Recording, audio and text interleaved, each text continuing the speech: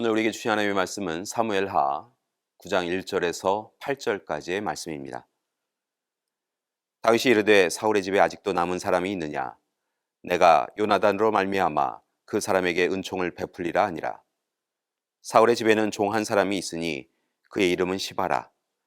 그를 다윗의 앞으로 부르매 왕이 그에게 말하되 내가 시바냐 하니 이르되 당신의 종이니이다 하니라. 왕이 이르되 사울의 집에 아직도 남은 사람이 없느냐? 내가 그 사람에게 하나님의 은총을 베풀고자 하노라 하니 시바가 왕께 아뢰되 요나단의 아들 하나가 있는데 다리 저는 자니이다 하니라. 왕이 그에게 말하되 그가 어디 있느냐 하니 시바가 왕께 아뢰되 로드발 암멜의 아들 마길의 집에 있나이다 하니라. 다윗 왕이 사람을 보내어 로드발 암멜의 아들 마길의 집에서 그를 데려오니 사울의 손자 요나단의 아들 무비보셋이 다윗에게 나와 그 앞에 엎드려 절하매 다윗이 이르되 무비보셋이여 하니 그가 이르기를 보소서 당신의 종이니이다. 다윗이 그에게 이르되 무서워하지 말라. 내가 반드시 내 아버지 요나단으로 말미암아 내게 은총을 베풀리라.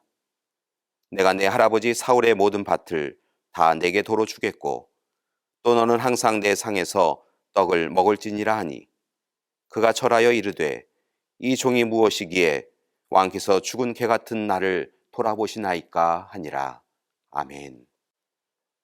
이스라엘과 블레셋의 전쟁에서 사울 왕과 그의 아들 요나단 왕자가 죽었습니다.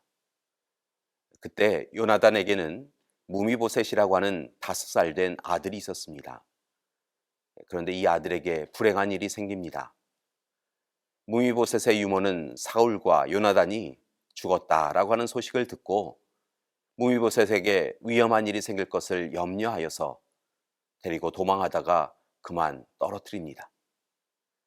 그리고 이 일로 무미보셋은 다리를 다쳐서 절름발이가 되었습니다. 자라나면서 무미보셋은 늘 숨어 살아야 했습니다.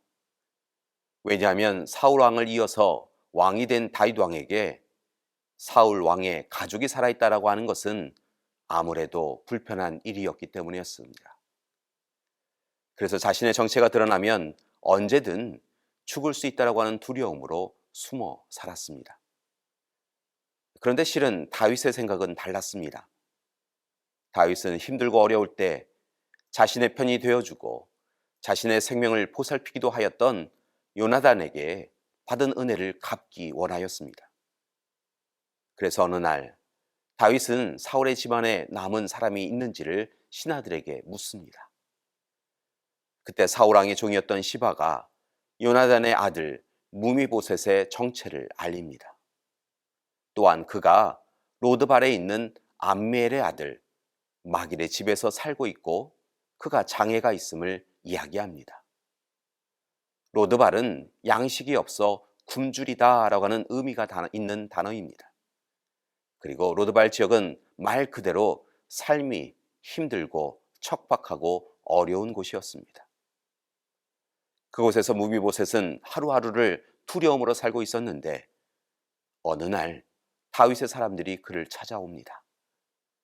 그리고 그를 왕궁으로 데리고 갑니다. 이제 무비보셋은 왕궁으로 나아가며 이제 나는 죽게 되었구나 라고 생각하였습니다. 또는 숨어 지내었음에 대하여 적어도 큰 벌을 받게 될 것이다 라고 생각하지요. 그런데 다윗은 요나단의 아들인 무비보셋을 자신의 아들과 같이 여기고 왕의 식탁에서 함께 식사를 하도록 하였습니다. 그리고 그에게 사울의 전 재산을 다시 회복시켜 주었습니다. 그렇게 절대적인 은혜를 내려 주었습니다. 참 놀라운 다윗의 은혜입니다. 오늘 사무엘하 9장의 말씀을 읽으면서 다윗의 모습을 통하여 커다란 깨달음을 얻습니다. 두려움에 빠져서 살아가고 있는 무비보셋은 우리를 닮았고 사랑과 자비로 함께하는 다윗의 모습은 하나님을 닮았다는 것입니다.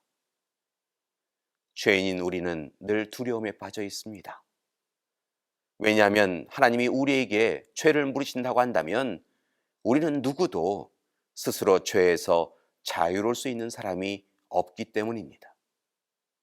우리는 마땅히 벌을 받아야 할 사람들입니다. 실은 죄인이기에 하나님 앞에 서는 것, 그것 자체가 절대로 쉽지 않은 사람들입니다. 그런데 그런 우리에게 하나님께서 먼저 찾아와 주셨습니다.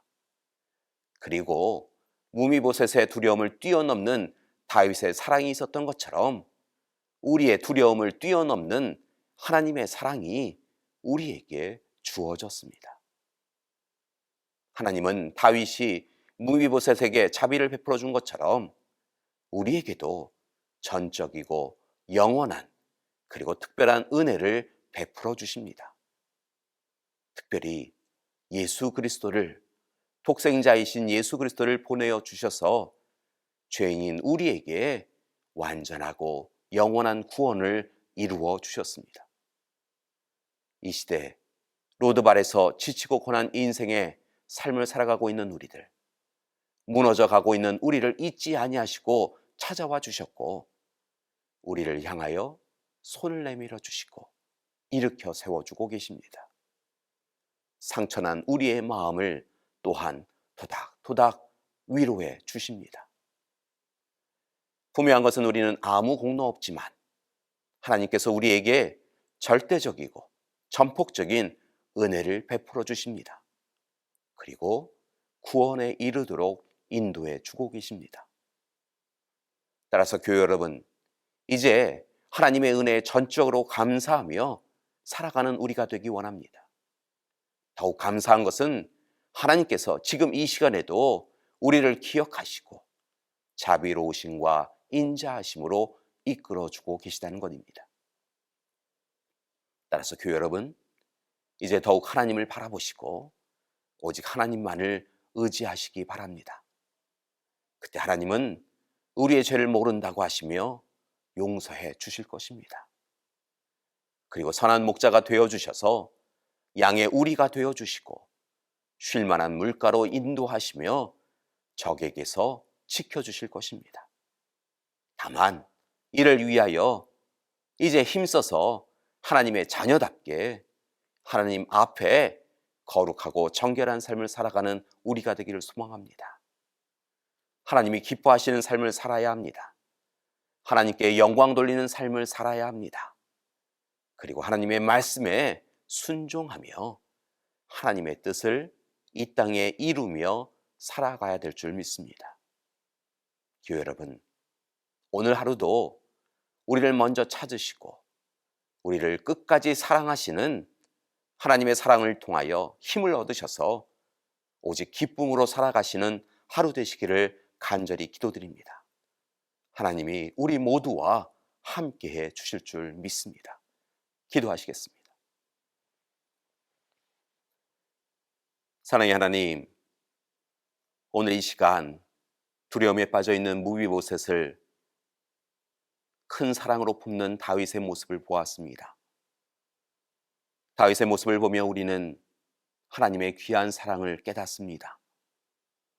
여전히 부족하고 연약한 우리를 품어주시고 여전히 죄 가운데 거하고 있는 우리를 용서해 주시는 하나님의 사랑을 깨닫습니다.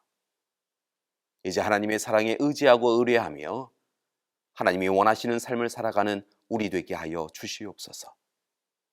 하나님의 뜻 가운데 하나님이 이루시고자 하시는 일을 우리의 삶으로 온전히 행하며 살아가는 우리 되게 하여 주시옵소서. 특별히 하나님, 간절히 바라고 나오기는 오늘 이 시간 하나님의 사랑이 꼭 필요한 우리 믿음의 가족들이 있습니다. 몸의 연약함으로, 마음의 곤고함으로, 삶의 힘겨우로 눈물을 흘리고 있는 우리 믿음의 가족들 기억하여 주시옵시고, 하나님, 더욱 크신 사랑으로 귀한 이들을 품어주시옵소서. 치유하여 주시옵시고 회복시키어 주시옵소서. 이제는 우리 주 예수 그리스도의 은혜와 하나님의 사랑하심과 성령님의 돌보시고 이끄시는 귀한 역사가 오늘 이 시간 크신 사랑에 감사드리며 더욱 힘써서 하나님의 사람으로 살겠습니다 결단하고 다짐하는 우리 믿음의 가족들 위해 지금부터 영원토록 함께 하시기를 간절히 축원하옵나이다. 아멘.